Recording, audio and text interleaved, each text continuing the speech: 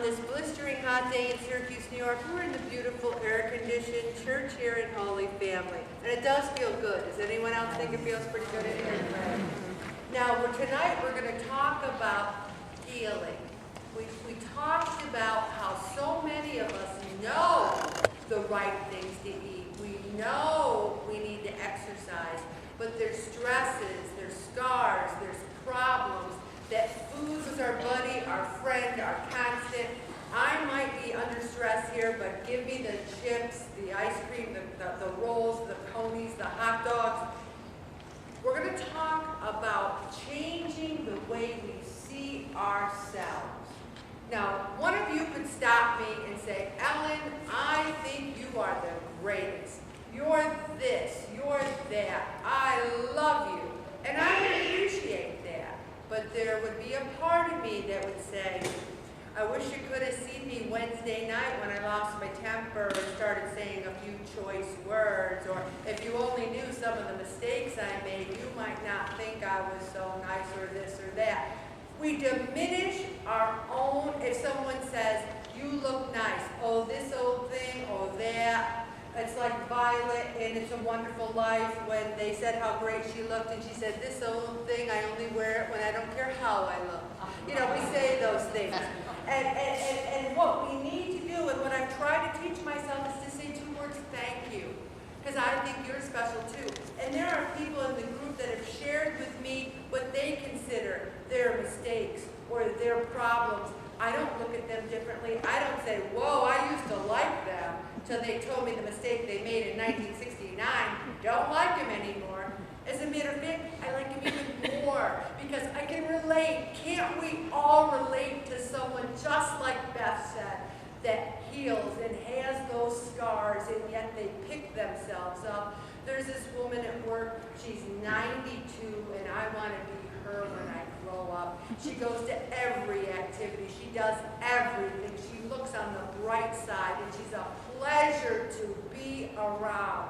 When we forgive ourselves, when we heal, we're pleasures to have around. We sit there and we go, I should weigh at my goal weight. I shouldn't have gone to that party. Or I should have more time for this. We should ourselves crazy. Why can't I, be perfect? And why can't I do everything I want to do? The fact of the matter is sometimes it's just okay to say, you know what? It's okay. That's what I love about that Tai Chi Cha, because my mind is going, race, race, race, I gotta do this, I gotta do that, I gotta do this. And after a half hour of putting that ball in that basket, ooh, I'm putting the ball, I'm climbing the mountain, I'm circling the bush, and I'm like, oh my gosh, are you kidding me? Give me another bush to circle, I love it, you know? And when I get home, I'm like, whoa, I feel pretty good. And that is why it's prayerful movement. Because when you feel good, you're communing with God, you're talking to Him, and you're saying, thank you for loving me. Thank you for forgiving me. Most of us live in a place of deep insecurity, fear, and anxiety. That's where we live. What if I lose my job? What if this happens? What if I can't pay bills? What if this worst thing happens? And you know what? Sometimes the worst things happen and you live through it. And then you have a story. We have a thing in our family that there's not much that a week later we don't laugh about. Even things like when I lost my temper the other night, and I'm pounding on my desk, and I'm just screaming and yelling. We started laughing about it maybe a half hour later. Sometimes we don't even wait a week. You know, and then you ever notice, like, remember when that happened? And I go, remember, it was a half hour ago, you know? So, we need to really examine the way we look at ourselves. And there's so many in this room that come to that scale every week and they say, I am a failure. I have gotten extra pounds on me and I don't know what to eat. I don't know what to do. Why am I coming week after week when I'm not losing weight? Why can't I do this? And here's what I say to them. I say to the people, you're doing the best you can. You don't weigh 300. You didn't gain 100 pounds. You're doing good. You're trying. Because I really believe this.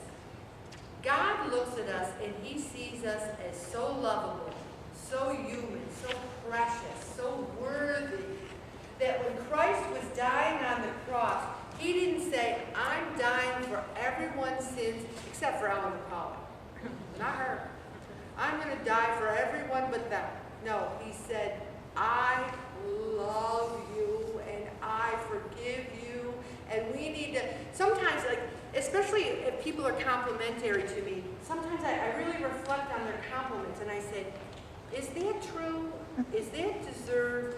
I even analyze compliments and I'm thinking, are you crazy, Ellen? I am a little crazy. I've told you that before. and now it's just, what's so wrong with going, thank you, or I appreciate that. Or sometimes we're almost accustomed, just like we're accustomed every week to coming here on a Thursday night in the basement, we're almost accustomed to our pain.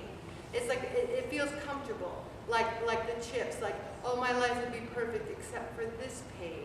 And then you open up the pain box, you get it out, and you look at it and you say, there's my pain, there's my mistakes, there's what I've done.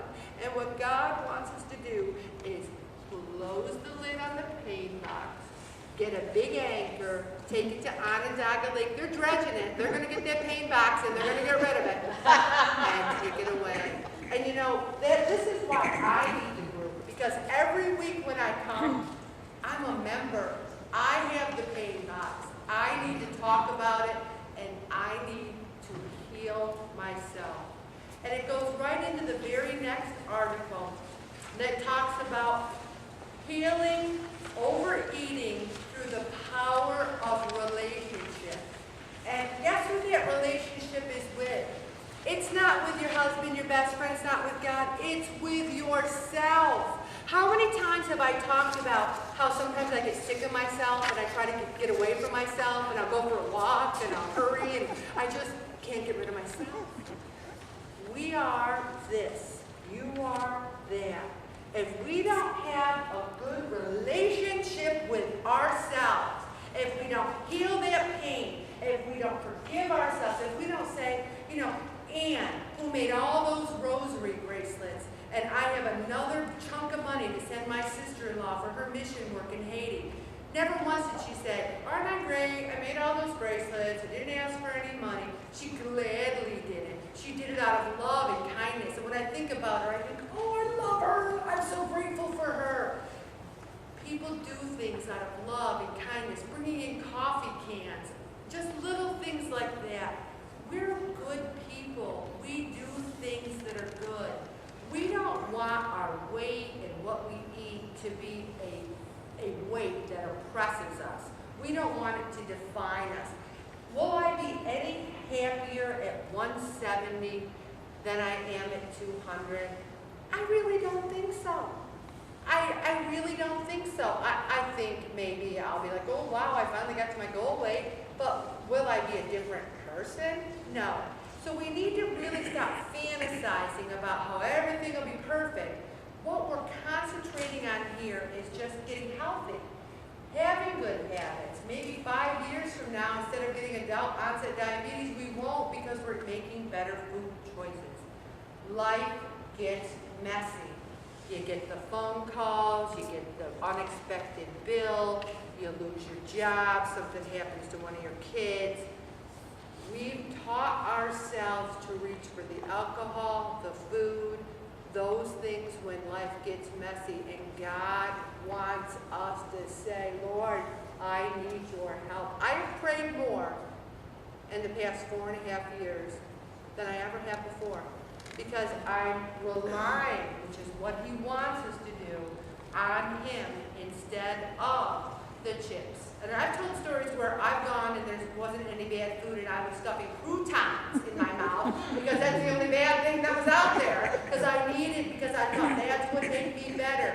Did stuffing myself with Texas croutons make any of the situations in my life better? No.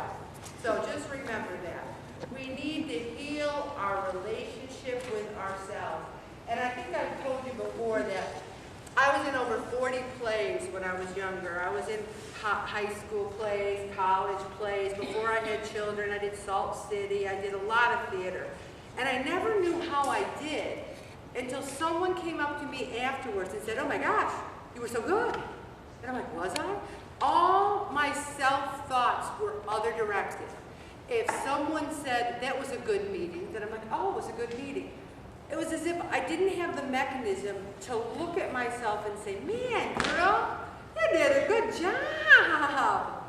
Why do we have such a hard time telling ourselves, and sometimes I think, I have done this for 4.5 years, and you've never showed up and I said, I didn't feel like coming.